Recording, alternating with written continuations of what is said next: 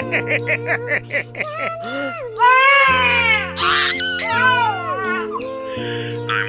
the emergency, please?